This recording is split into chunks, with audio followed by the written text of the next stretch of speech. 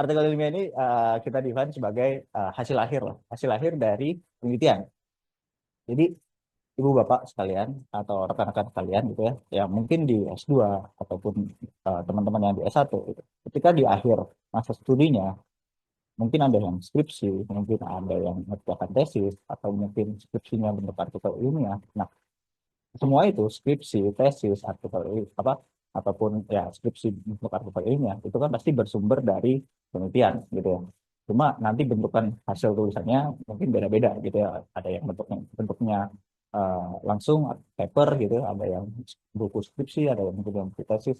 Beda-beda. Nah, tapi kurang lebih prosesnya seperti ini. Jadi pertama pasti teman-teman nanti akan meneliti dulu gitu kan. Nah, setelah meneliti, setelah dapat data-data atau ya setelah menentukan topik, review literaturnya, bikin hipotesis, bikin desain penelitian, ngumpulin data, analisis data, nah baru kita nulis naskahnya gitu. Nah, makanya di sini saya ingin meng-highlight bahwa uh, nulis naskah ini harus ada proses-proses sebelumnya gitu yang mungkin perlu dilakukan, yaitu sudah melakukan penelitian.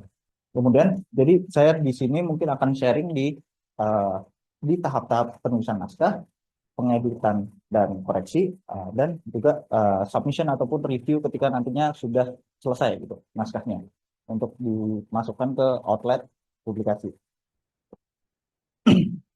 Kemudian, uh, nah karena uh, artikel ilmiah ini mungkin nantinya akan bersumber dari penelitian ibu bapak gitu ya, dan hasil penelitian ini ya salah satu bentuk artikel ilmiah yang paling umum adalah artikel ilmiah yang formatnya IMRAT gitu. Atau kurang lebih maksudnya uh, introduction, method, kemudian R-nya results, A-nya analysis, D-nya discussion gitu. Jadi bentuk-bentuk artikel yang paling umum itu IMRAT gitu ya. Jadi dimulai dari pendahuluan, kemudian metodenya seperti apa, hasilnya seperti apa yang bisa dianalisis, dan diskusi.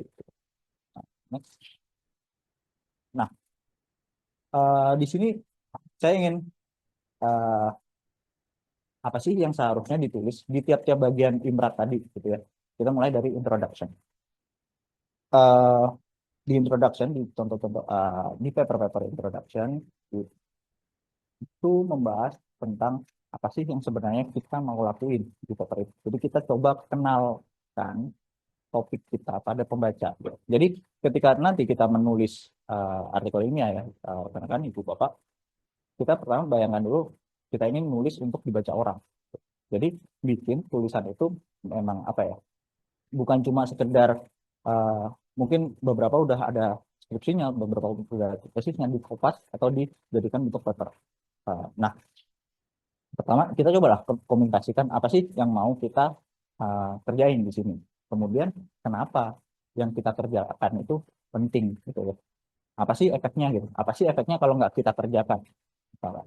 Atau uh, oh ya, harusnya bisa dong. Sorry. Uh, kemudian apa sih atau sekarang ini saat ini yang terkait dengan topik kita itu gimana sih dilakukannya gitu. Dan limitnya apa, batasan-batasannya apa gitu, atau apa sih yang masih kurang dari kondisi yang ada saat ini, apa yang dikerjakan orang saat ini, sehingga dari situ kita bisa lanjut lagi. Kita kan kita berarti menawarkan sesuatu ya. Kita meriset sesuatu, kita bisa bilang ini loh yang baru dari uh, pendekatan saya, ini loh yang baru dari metode saya, dan kenapa, kira-kira kenapa yang baru itu bisa bekerja gitu. Maksudnya kalau untuk sekedar baru ya gampang lah ya cari cari hal-hal yang baru gitu. Uh, saya jujur belum nyiapin contoh nih. Mungkin contoh paling paling paling sederhana yang saya barusan kepikiran gitu ya, karena ini lagi bulan puasa, saya kepikirannya gorengan gitu. Jadi kita uh, mungkin uh, mungkin kita bisa berangkat, misalkan ya contoh untuk ini ya, kita bisa bilang apa ya, kan kita tahu gorengan itu banyak banget nih dijual di Indonesia gitu ya, dan kita merasa gorengan ini itu bisa menjadi salah satu apa ya, diplomasi makanan gitu, atau hal-hal dari Indonesia yang bisa kita kenalkan ke dunia gitu, sehingga gorengan ini penting untuk uh, kita dalamin.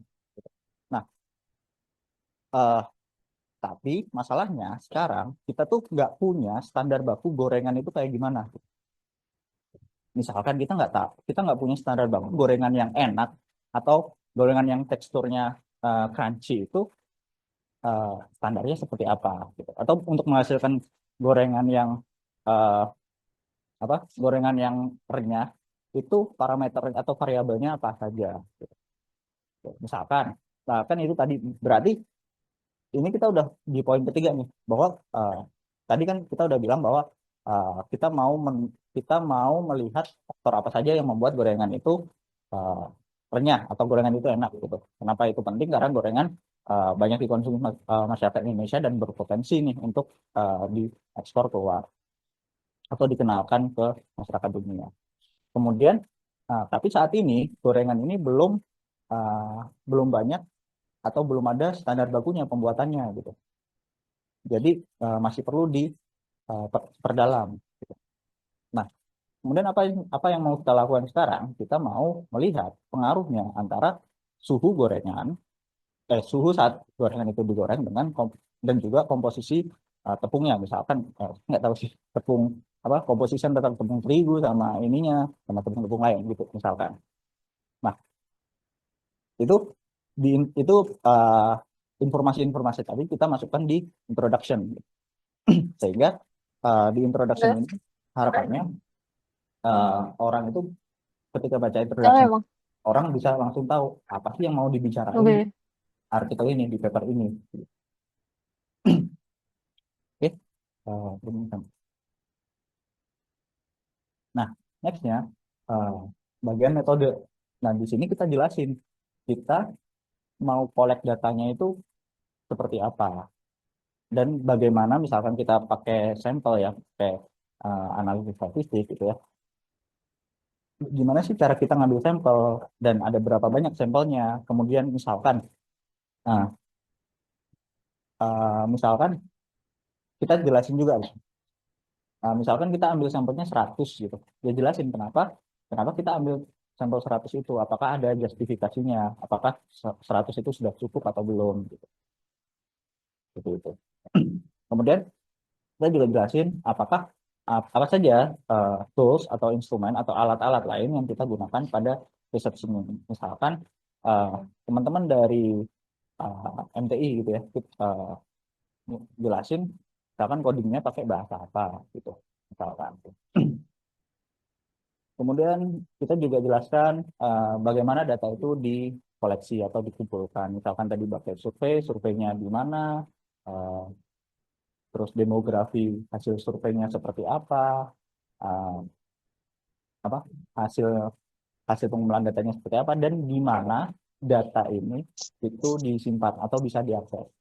Jadi data mentah, misalkan survei ya berarti data mentahnya tentu eh, data mentah ini tentu sudah diolah sedikit ya, sedikit misalkan dengan menganonimkan nama, email, nomor HP, sehingga data-data sensitif itu tidak bisa uh, dilacak kayak gitu. Tapi yang penting kita kasih tahu nih kepada pembaca, datanya tuh kita udah kumpulin datanya kayak gini segala macamnya. Nah, tujuannya apa untuk bagian metode ini, supaya uh, kan salah satu prinsip dari sains atau dari publikasi ilmiah ini adalah supaya penelitian itu bisa uh, apa, diulangi atau divalidasi oleh orang lain.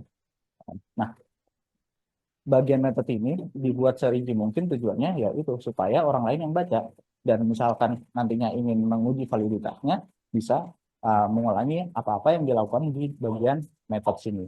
Seperti itu. Oke.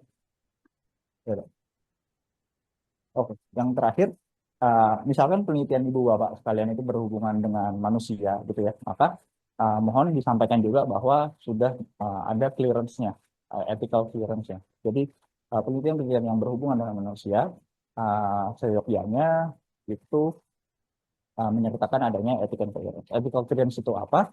Itu semacam surat pernyataan bahwa penelitian ini yang berhubungan dengan manusia itu tidak melanggar kaidah-kaidah etik. Jadi sudah dilakukan berjalan. Nah, selanjutnya di apa di bagian setelah metode, setelah tadi kita sudah bikin intro, kita sudah bikin metode, selanjutnya di bagian result and analysis, di sini saya gabung. Jadi di bagian result and analysis itu setelah tadi ibu bapak itu kumpulkan datanya atau melakukan eksperimennya, jelasin step by stepnya, kemudian cara analisisnya seperti apa, di sini dipaparin nih apa sih yang ditemukan, gitu. Misalkan. Kemudian salah satu poin penting juga gimana sih datanya itu nantinya di present pada pembaca. Apakah dalam bentuk tabel yang paling mudah untuk disampaikan, ataukah dalam bentuk grafik, diagram, kalaupun dalam bentuk grafik atau diagram, uh, diagramnya apa? Apakah diagram batang, diagram uh, apa pie chart atau yang lain. Jadi mungkin dikembalikan kepada keilmuan rekan-rekan sekalian ya, karena beda-beda gitu. Nah, di bagian result ini, salah satu poin pentingnya adalah jangan cuma memaparkan, jangan cuma menampilkan hasil atau datanya gitu, tapi tampilkan juga apa sih implikasinya, atau misalkan datanya sesuai atau enggak sih sama hipotesis yang sudah bangun di awal gitu. Tebakan kita di awal kayak gimana gitu. Sesuai atau enggak, kalau sesuai kenapa, kalau enggak kenapa gitu. Misalkan kalau dalam kasus gorengan gitu ya, ternyata ditemukan bahwa uh, gorengan yang dengan suhu 180 derajat Celcius di antara apa itu yang paling uh, renyah gitu menurut survei gitu. Nah, dari situ dianalisis kenapa sih kok bisa yang 180 derajat Celcius ini paling renyah gitu. Apakah misalkan ada hal-hal tertentu nih yang membuat 180 derajat Celcius ini gorengannya jadi paling enak gitu. Misalkan discussion itu setelah tadi ada hasil dan analisis, hasil dan pembahasan gitu ya mungkin. Nah, setelahnya apa sih yang bisa dari hasil dan pembahasan tadi itu di bagian discussion kita bahas bedanya sama penelitian sebelumnya apa. Kan tadi di awal di introduction tentu kita sebelumnya juga sudah melakukan literatur review gitu ya, sudah melakukan studi sebelumnya gitu. Apa sih apa sih bedanya hasil kita dengan hasil-hasil orang lain gitu, atau uh, hasil kita sesuai nggak sih dengan misalkan hasil riset serupa tapi misal populasinya beda, misalkan kita riset untuk populasi Jabodetabek, sama nggak sih hasilnya dengan yang uh, di Eropa gitu, atau sama nggak sih hasilnya dengan yang di Afrika kayak gitu. Nah, kemudian apa sih yang uh, implikasinya atau konsekuensinya apa, misalkan sama semua berarti apakah tidak ada pengaruh perbedaan negara gitu dalam hasil terhadap hasil kita, uh, atau ya implikasi-implikasi lain terkait dengan temuan kita gitu. Kemudian kita bahas juga tentu dalam satu studi ini tidak bisa langsung jebret menyelesaikan semua masalah gitu ya. Kita jelaskan juga batasan-batasan dalam penelitian ini apa, sehingga penelitian ke depannya bisa membahas hal-hal apa gitu. Misalkan tadi gorengan kita baru bahas variabel temperaturnya saja dan komposisi tepung gitu. Mungkin ke depannya bisa dibahas terkait durasi memasaknya kah, atau durasi penyimpanannya setelah ditiruskan hingga dikonsumsi, atau variabel-variabel lain misalkan. Kemudian uh, bisa nggak sih temuan ini diaplikasikan dalam konteks yang lebih luas, misalkan nggak cuma dalam lagi-lagi saya pikir kan nggak cuma dalam konteks gorengan, misalkan konteks di apa tempura atau yang lain. Nah, kurang lebih kayak gitu sih bagian-bagian dari uh, sebuah artikel ilmiah, utamanya yang tadi ya, yang formatnya IMRAD gitu. Introduction, Method, result and analysis, kemudian discussion. Oke, pertanyaannya bagus nih.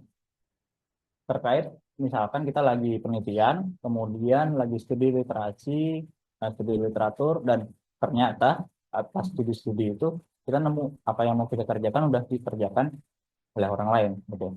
Nah, eh, mungkin ini nggak inline banget ya dengan eh, apa topik hari ini yang publikasi ilmiah. Cuma eh, hal-hal kayak gini tuh sebenarnya cukup biasa sih, karena memang ya orang sedunia nih itu ya periset-periset sedunia ya tentu meriset hal-hal yang dianggap menarik gitu ya. Dan tentu saja hal-hal yang dianggap menarik oleh orang Indonesia itu bukan hal uh, bisa jadi bukan satu-satunya hal unik gitu. Tentu saja uh, apa ya pasti cukup banyak lah orang yang tertarik dengan bidang yang sama dengan kita gitu ya. Namanya mungkin sekarang hal-hal yang lagi ramai kayak mungkin AI, machine learning gitu ya. Nah, terkait kayak gini, ini mungkin tadi masa MTI ya? MTI ya. Nah, untuk yang teman-teman yang di pasca sarjana ya, itu memang baiknya berkonsultasi juga dengan dosen pembimbing kayak gitu. Karena dosen pembimbing itu yang punya skop keilmuan lebih luas gitu ya. Jadi mungkin satu sebelum buru-buru ini ya, buru-buru ganti topik gitu ya, itu bisa uh, mungkin dosen pembimbing bisa punya angle lain, view lain, apa sih yang walaupun topiknya sama, tapi masih bisa diteliti lagi atau dikerjakan lagi dari sisi yang beda gitu, atau mungkin masih ada yang kurang dari penelitian sebelumnya gitu kan. Jadi memang salah satu tadi fungsi dari atau tujuan kita melakukan research itu adalah melihat apa sih yang belum dikerjakan oleh orang dan mungkin kita bisa uh, sumbang di situ gitu. Jadi uh, atau mungkin kalau istilah ininya, istilah akademiknya adalah kita cari research gap-nya apa gitu. Jadi celah-celah mana yang belum di riset, belum dilakukan oleh orang gitu. Mungkin satu tips lagi kalau lagi literatur review, mungkin salah satu yang bisa membantu adalah kita bisa bikin tabel lagi sih, Ibu Bapak. Jadi misalkan di satu sisi apa di kolom pertama misal judulnya, kemudian secara ringkas apa sih yang mereka iniin gitu kan, apa inti papernya apa, kelebihannya apa, kekurangannya apa. Dari situ kalau kita udah baca yang misalkan 20 sampai 50 paper, mungkin udah kelihatan lah ya di topik kita ini apa sih yang orang-orang udah banyak kerjain, apa yang belum, dan apa yang masih masih bisa ditingkatkan lagi. Pulang dari tadi artikel kita, manuskrip kita itu, kita bisa seharusnya bisa menjawab tiga pertanyaan ini. Gitu. Apa sih secara ringkas apa sih temuan atau hal baru dari riset kita ini? Kemudian gimana sih hal tersebut, hasil tersebut berkontribusi terhadap bidang ini, bidang yang kita teliti. Kemudian apa yang bisa apa hmm, dan langkah selanjutnya itu seperti apa gitu. Rekomendasi dari kita sebagai penulis langkah selanjutnya itu dengan hasil ini seperti apa. Selanjutnya saya mau share aja beberapa mungkin beberapa alat gitu ya atau website yang mungkin bisa digunakan rekan-rekan pada saat nantinya uh, mau menulis dan uh, apa mau mencari outlet gitu kan. Misalkan naskah kita udah jadi nih, nah kita sekarang saatnya kita untuk mencari tujuan kita itu mau publish di mana gitu. Mau publish ada beberapa bentuk sih, mau publish di bentuknya jurnal ataupun di bentuknya seminar atau disebutnya juga conference gitu. Mungkin info juga untuk rekan-rekan sekalian yang belum tahu, BINUS itu melanggan yang namanya Scopus.com database. Jadi Scopus ini kita bisa gunakan, ini cukup login aja dengan email BINUS Ibu Bapak, itu kita bisa lihat artikel-artikel ilmiah yang di uh, diindeks oleh Scopus gitu. Jadi Scopus ini bukan penerbit gitu ya, tapi dia mendaftar artikel-artikel apa saja gitu. Nanti untuk carinya tinggal uh, ya klik search itu bisa by documents, bisa by authors, bisa by affiliation gitu. Kalau dokumen berarti kita cari uh, artikel-artikel terpisah gitu ya. Nanti juga bisa dicari berdasarkan uh, abstraknya, keywordnya, atau berdasarkan siapa penulisnya kayak gitu. Kan mungkin ibu bapak atau rekan-rekan gitu ya, misalkan udah mau tugas akhir atau udah mau tesis terus bingung nih uh, siapa ya pembimbingnya gitu. Atau um, nah kita bisa lihat uh, pembimbing kita tuh track recordnya tuh risetnya seperti apa, risetnya di bidang apa gitu. Atau misalkan nanti ya studi literatur bisa pakai Scopus ini untuk cari artikel-artikel yang mungkin inline dengan kita. Kalau yang ini di conferences.ieee.org ini itu adalah outlet-outlet yang konferensi bentukannya, tapi konferensi ini bekerja sama dengan IEEE dan sudah diakui oleh IEEE. Makanya di situs web IEEE-nya itu didatakan. Saya kira di Binus cukup banyak ya yang ini dengan IEEE karena ya IEEE ini memang bahasan utamanya di bidang IT dan teknologi sih. Ibu bapak itu memilih outlet dan apa? Sudah punya manuskrip, kemudian sudah pilih outletnya. Saya juga uh, uh, ini saya nggak tahu mungkin ibu bapak yang MTD ataupun MTI sudah cukup familiar juga ya dengan proses peer review. Jadi uh, sebenarnya apa yang bikin artikel ilmiah itu agak beda adalah karena kita melalui proses yang dinamakan peer review ini, gitu. Peer review atau penelaahan sejawat gitu. Jadi kita di naskah kita sebelum terbit itu akan dilihat atau direview oleh peneliti lain di bidang yang mirip dengan kita, kayak gitu. Nah, proses review naskah ini biasanya kurang lebih dibaginya dalam 2 tahap gitu. Jadi misalkan tadi ibu bapak submit ya ke jurnal gitu. Itu gerbang pertama yang harus dilewati sebelum naskah itu bisa terbit adalah uh, editornya, editor dari jurnal tersebut. Nah, fungsinya untuk apa si editornya ini nge-review apa? Editornya ini nge-reviewnya baru sebatas manuskrip ibu bapak ini sudah sesuai belum dengan guidelines dari jurnalnya. Misalkan uh, sudah sesuai belum template-nya gitu. Sudah sesuai belum cara citasinya kan mungkin ada beberapa jurnal yang cara citasinya pakai APA apa gitu ya. Atau ada juga yang pengennya pakai Chicago, ada juga yang pengennya dengan format IEEE, ada juga yang pengennya dengan format Nature gitu. Nah, hal-hal seperti ini mohon diperhatikan ketika ibu bapak submit gitu supaya ya tidak langsung di reject gitu. Jadi biasanya di tiap-tiap jurnal itu ada bagian eh, apa for authors gitu ya. Jadi atau author guidelines. Nah, itu mohon diperhatikan baik-baik sebelum nantinya submit. Karena ya itu pertama di review editor ini benar-benar dicek kesesuaian eh, cara apa compliance-nya terkait dengan requirement dari jurnalnya. Atau misalkan ada jurnal yang membatasi maksimal 8 halaman. Ternyata manuskripnya 9 halaman. Ya udah, sudah pasti ditolak. Seperti itu. Dan juga satu hal lagi yang juga menjadi perhatian editor adalah kesesuaian naskah ini dengan scope jurnalnya. Jadi kan jurnal-jurnal tadi itu tentu punya topik bahasan beda-beda gitu ya. Topik bahasannya dan tiap jurnal itu punya topik bahasan sendiri. Nah, editor ini juga berfungsi untuk mengecek apakah manuskrip yang masuk dan akan di-review ini masih masuk nggak sih di scope atau di bahasan dari jurnal ini. Kalau udah nggak masuk ya pasti di reject. Nah, selanjutnya kalau manuskrip ibu bapak udah sesuai ketentuannya dengan ketentuan jurnal, baik uh, apa font yang digunakan, kemudian cara referensinya, kemudian jumlah halaman, dan juga masih masuk dalam scope jurnalnya. Nah, dari editor ini akan mengirimkan manuskrip ibu bapak ke beberapa reviewer. Minimal 2, tapi bisa jadi lebih gitu, bisa 3, bisa 4 gitu ya. Nah, reviewer ini adalah ya peneliti-peneliti lain di bidang yang mungkin cocok untuk mereview topik yang dibahas di manuskrip Ibu Bapak.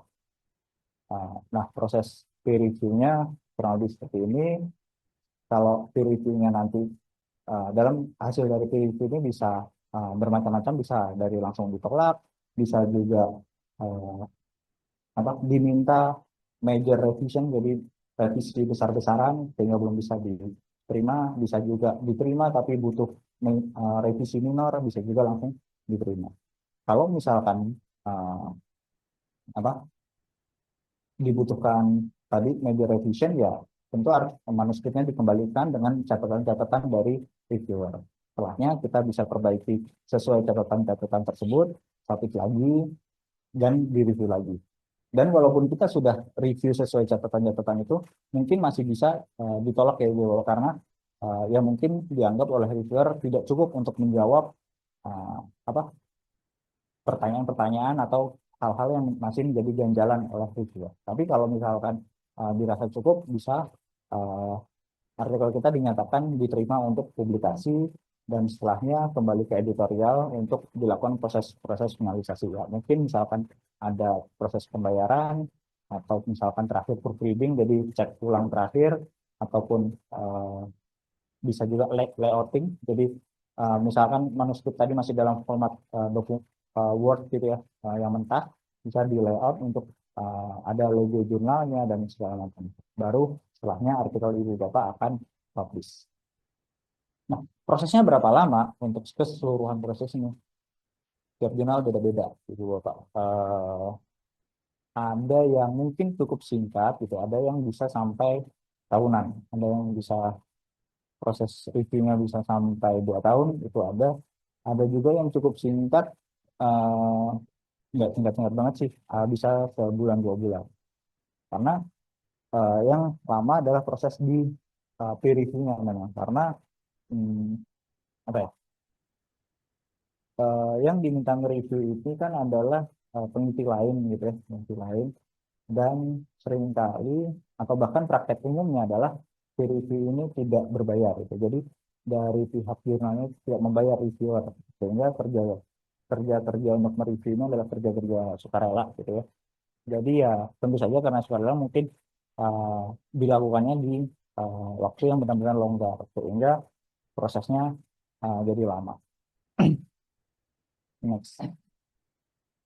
Nah, uh, selain itu di BINUS kan kita salah satu hal yang didorong sekali di BINUS adalah integritas. Makanya di hall tengah kan ada tuh banner gede ya, yang nyontek langsung DO. Nah, di publikasi ilmiah juga kami mendorong dan juga menjunjung integritas akademik, baik penelitian dan publikasi. Di sini mungkin ingin sharing aja 6 jenis pelanggaran integritas akademik sesuai Permendikbud 39 tahun 2021. Dua pertama, fabrikasi dan falsifikasi. Itu kurang lebih kalau fabrikasi itu datanya kita buat. Jadi kita nggak ngambil data tapi langsung aja buat datanya. Kalau falsifikasi mungkin kita ngambil data tapi datanya kita ubah-ubah nih. Nah, kenapa sih kita harus ngebuat-buat data atau mengubah-ubah data supaya data itu bisa sesuai dengan hipotesis kita tadi, gitu.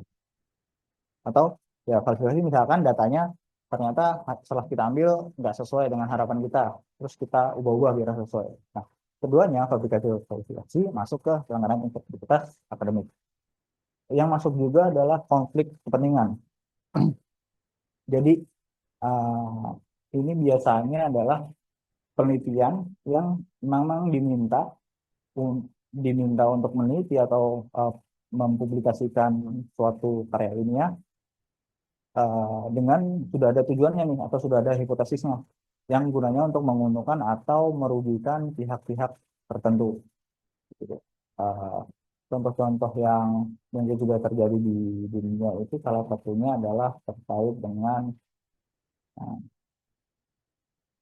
terkait dengan salah satunya batu bara. Jadi ada perusahaan batu bara yang membayar ke kelompok peneliti gitu ya untuk publish atau untuk meneliti, dengan hasilnya adalah batu bara itu uh, cukup hijau gitu. Sehingga mereka bisa jual batu bara.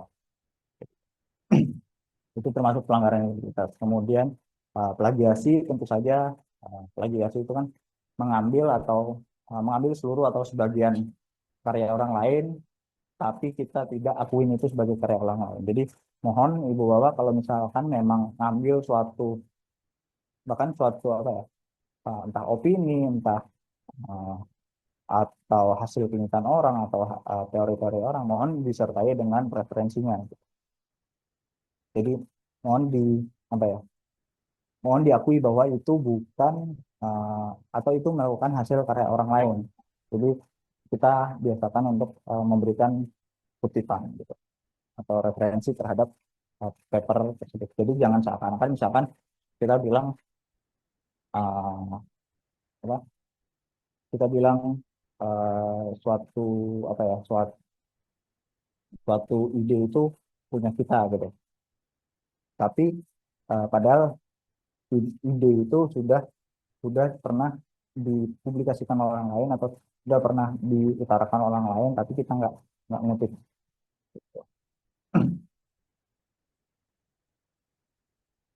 Kemudian juga yang masuk adalah pengajuan jamak.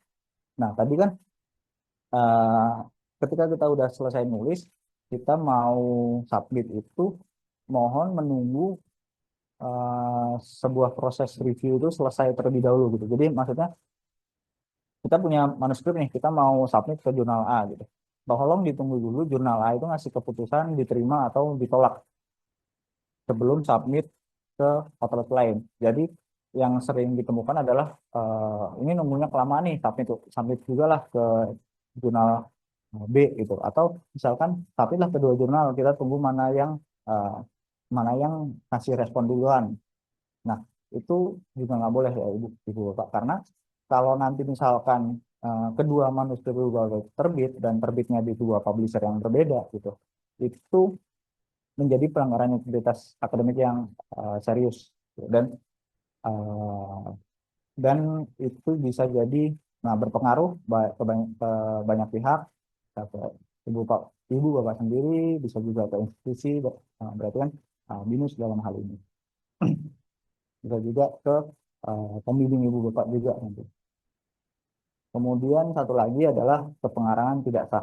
Jadi kan dalam publikasi ilmiah uh, biasanya di bawah judul itu ada tulisan tuh, uh, siapa-siapa saja yang menjadi penulis dalam publikasi ini. Nah, kepengarangan tidak sah ini itu adalah ya orang yang nggak seharusnya ada di situ bisa masuk di situ, atau sebaliknya orang yang seharusnya ada di situ tapi nggak masuk di situ. Kayak gitu. Jadi ya tolong diakui siapa-siapa saja yang benar-benar berhak untuk menyandang status sebagai penulis. Yang berhak masuk dalam susunan penulis itu semua orang yang memiliki kontribusi signifikan pada saat desain penelitian, mengambil data, analisis data, atau interpretasi data. Jadi desain penelitian, kemudian berarti kan ya itu tadi konsep penelitiannya mau gimana, metodenya mau gimana, data kolektifnya, kemudian analisis datanya seperti apa. Begitu. Jadi misalkan uh, teman-teman yang mahasiswa mungkin banyaknya di ngambil data gitu misalkan dan analisis data. Tapi ada dosen pembimbing nih yang ngasih topik, kemudian ngasih metode ngambil data. Nah, itu kan berarti berhak tuh untuk masuk dalam susunan penulis. Kemudian seluruh penulis juga ini wajib menyusun ataupun merevisi naskah. Jadi kan tadi kalau tadi terkait dengan penelitiannya, kalau ini terkait dengan naskah penelitian, naskah publikasinya. Jadi uh, baik itu menyusun draft awalnya, biasanya mahasiswa gitu ya, yang menyusun draft awal, uh, kemudian ngerevisi naskahnya, misalkan yaitu biasanya di dosen pembimbing gitu ya. Tapi semua penulis wajib itu untuk menyusun ataupun merevisi naskah, kayak gitu.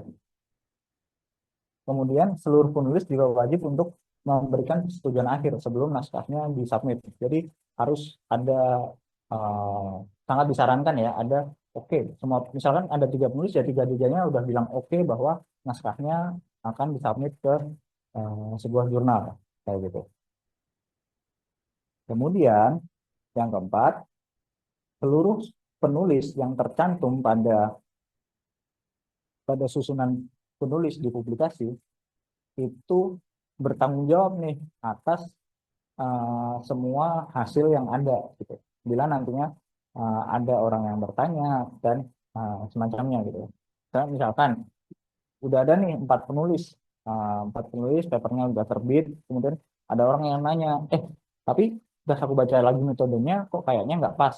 Nah, nggak bisa nih misalkan nulis keempat, oh nggak tahu, saya nggak ikut ngerancang metode. Jadi semuanya wajib untuk bertanggung jawab pada hasil akhirnya seperti apa, kayak gitu. Oke, makanya kalau nantinya misalkan di kemudian hari ini jelek-jeleknya ada permasalahan, ya seluruh penulis yang terlibat juga ikut bertanggung jawab. Gitu. Maksudnya misalkan saya posisinya dari dosen pembimbing nih, ternyata dalam pengambilan data ada publikasi nih dari mahasiswanya gitu. Ya, tetap sebagai dosen pembimbing tetap harus bertanggung jawab karena dia sudah menyetujui untuk naskah itu diterbitkan. Kan harusnya dia juga sudah mereview, sudah uh, sudah mengecek juga data-data seperti itu. Nah, kemudian dua poin terakhir, posisi penulisan. Jadi posisi penulisan juga salah satu hal yang penting ya untuk diperhatikan karena biasanya posisi penulis pertama itu kan yang visibilitasnya itu lebih gede gitu. Kita kalau baca-baca paper ini kan pasti yang lebih ngetren itu adalah nama pertamanya. Misalkan uh, selalu kalau misalkan kita baca bilangnya Aulia et al. Gitu kan ya. Jadi ya udah penulis pertama dan kawan-kawan. Jadi penulis pertama ini menjadi posisi yang cukup penting karena visibilitasnya atau paling dilihat sama orang-orang yang baca. Sementara itu posisi terakhir dalam susunan penulis kalau dalam konteks pembimbingan gitu ya biasanya diisi oleh dosen pembimbing gitu karena uh, posisi terakhir ini kalau aturan nggak tertulisnya itu uh, corresponding autornya ataupun orang yang uh, paling atau supervisor utama dari proses penelitian kayak gitu. Tadi corresponding author itu maksudnya orang yang berkomunikasi langsung dengan pihak jurnal. Jadi yang submit naskahnya ke pihak jurnal itu disebutnya corresponding author. Jadi penulis yang berkorespondensi dengan jurnal. Oke, secara garis besar mode publikasi di Binus ataupun secara umum itu ada dua jenis, itu di jurnal ataupun di konferensi gitu. Nah, bedanya apa? Kalau untuk di konferensi biasanya konferensi itu kan eh, apa ya pertemuan ilmiah gitu ya, di mana peneliti-peneliti ketemu terus maparin apa yang sedang mereka kerjakan gitu ya. Jadi kalau dalam konferensi secara garis besar proses peer review-nya itu lebih singkat. Saya nggak bilang lebih mudah ya. Tetap tetap tetap bisa di reject juga, tapi proses peer review-nya lebih singkat karena biasanya misalkan konferensinya di bulan Juni gitu ya, itu dari bulan Maret atau bahkan dari sebelumnya dari Januari itu sudah buka call for paper gitu. Jadi kita sudah bisa submit paper ke konferensi tersebut. Nah, nanti sebulan atau 2 bulan sebelumnya sudah diumumkan paper-paper yang bisa dipresentasikan di konferensi. Nah, jadi di situ tadi proses peer review papernya itu lebih singkat. Tapi uh, proses setelahnya, jadi kan konferensi ini biasanya kita bentukannya adalah presentasi. Kita ngepresentasiin penelitian kita uh, yang sudah kita submit dalam bentuk tadi manuskrip. Jadi walaupun kita submitnya manuskrip, tapi tetap kita presentasi ya slide kayak gini, slide PPT kayak gini. Nah, setelah kita presentasi itu uh, bisa jadi ada beberapa masukan atau beberapa revisi yang kita dari pihak penulis diminta untuk revisi revisi hal-hal tersebut baru akhirnya uh, papernya bisa publish seperti itu. Jadi untuk proses peer review sampai accepted-nya memang konferensi ini cenderung lebih cepat durasinya. Tapi untuk nantinya sampai publish bisa jadi lebih lama karena Ya misalkan satu konferensi kita ngadain 100 pembicara gitu ya. Nah, dari 100 pembicara itu mungkin ada yang balikinnya cepat, ada yang balikinnya lebih lama gitu. Nah, konferensi ini ketika mau naikin artikel, mau publish artikel ya dia harus satu paket itu kan, 100 orang yang tadi presentasi ya 100-nya harus publish kayak gitu. Jadi proses setelah dari konferensi ke publishnya itu mungkin lebih lama. Sementara kalau jurnal ya itu tadi kurang lebih. Jadi ya dari kita submit sampai akhirnya peer review dan accepted itu mungkin butuh durasi yang lebih lama daripada konferensi. Tapi setelah accepted ke publication uh, bisa jadi lebih cepat ya. Tergantung jurnalnya juga sih kan ada jurnal yang terbitnya setahun sekali, ada yang 2 tahun sekali, ada yang bulanan. Ya, kalau bulanan ya berarti paling lama kita nunggu ya 1 bulan gitu kan sampai di edisi selanjutnya. Kayak gitu. Ya tergantung sih itu untuk apa tergantung prefer yang mana gitu konferensi atau yang jurnal. Kalau dalam konteks mahasiswa ya itu nanti bisa didiskusikan lebih lanjut dengan dosen pembimbing gitu. Kemudian yang ini adalah eh, salah dua dari inisiatif kami di RTT gitu ya dalam tadi meningkatkan lebih lanjut integritas akademik utamanya di bidang publikasi ilmiah. Ada dua yaitu open data dan open contributorship.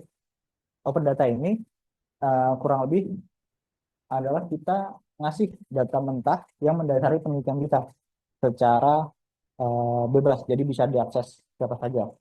Biasanya kita taruhnya di public repository, repository publik gitu ya. Bukan, maksudnya bukan di repository pribadi kayak SharePoint ataupun Google Drive gitu. Itu di repository publik kayak Zenodo, Figshare, OSF.io gitu. Yang tujuannya repository publik ini permanen gitu, jadi bisa diakses oleh semua orang nantinya yang baca artikel kita. Kan kalau uh, misalkan kita taruhnya di Indonesian SharePoint ini, nanti begitu kita udah nggak jadi apa, udah jadi alumni, SharePoint-nya di take down, ya nggak bisa diakses lagi datanya. Nah, tujuannya adalah kita buka datanya tadi ya selengkap mungkin di bagian methods. Kemudian nextnya di open contributorship. Kalau contributorship ini kita tujuannya untuk merinci peran dari tiap-tiap penulis pada artikel. Gitu.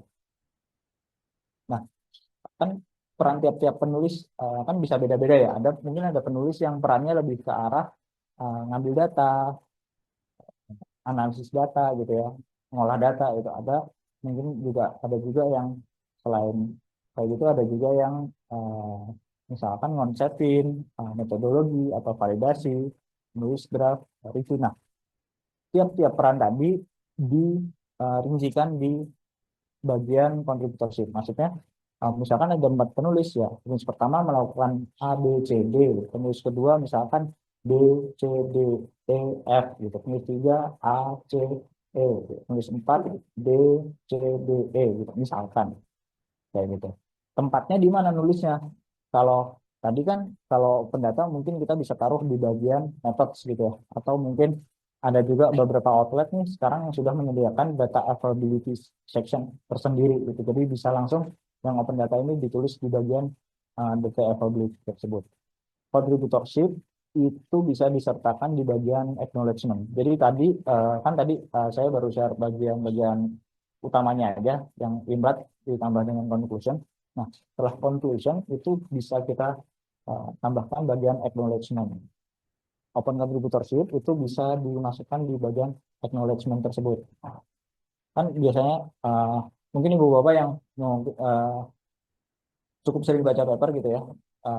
Nanti di bagian acknowledgement itu biasanya dicantumkan penelitian ini bersumber atau sumber dananya dari mana, dari hibah apa misalkan atau dari institusi apa. Nah, setelahnya bisa juga ditambahkan bagian yang tadi. Kami juga mengakui bahwa penulis satu berkontribusi pada hal apa saja, penulis dua apa saja, penulis tiga apa saja. Seperti itu cara pencantumannya di manuskrip. Wah, ada juga jurnal-jurnal yang sudah uh, apa ya sudah menyediakan section tersendiri. Itu tadi kalau misalkan sectionnya tidak disertakan. Next. Ini ya ini beberapa uh, tools atau alat yang bisa dipakai dalam penulisan artikel nantinya. Ada typeset.io, overleaf.com itu untuk yang mungkin prefer pakai latex gitu ya. Kemudian untuk grammar checking bisa Grammarly. Untuk ngeparafrase misalkan kita bingung tadi untuk menghindari plagiarisme, kita bisa pakai Quillbot, bisa Ref and Write. Untuk menyusun reference bisa pakai Mendeley, EndNote ataupun Zotero.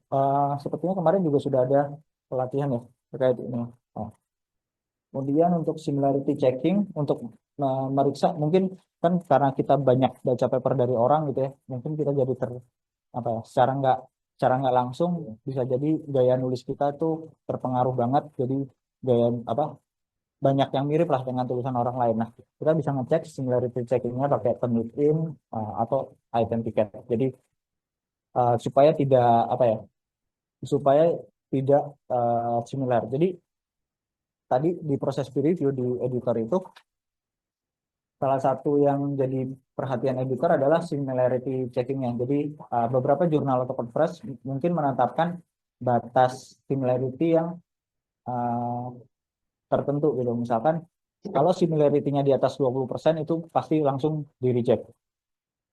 Nah, similarity yang tinggi bukan langsung berarti paper ibu bapak itu plagiarism gitu ya. Walaupun dugaan ke sana mungkin cukup kuat, tapi ya similarity yang tinggi ya berarti ya mirip dengan paper atau artikel lain yang sudah ada di internet. Database yang bisa digunakan untuk cari-cari artikel ataupun cari-cari outlet tadi sudah saya singgung sekilas, bisa Scopus, ya juga IEEE. Kalian jika ada yang ingin ditanyakan nantinya lebih lanjut ya, setelah ini kita bisa diskusi dulu, tapi misal di luar forum ini bisa langsung hubungi kami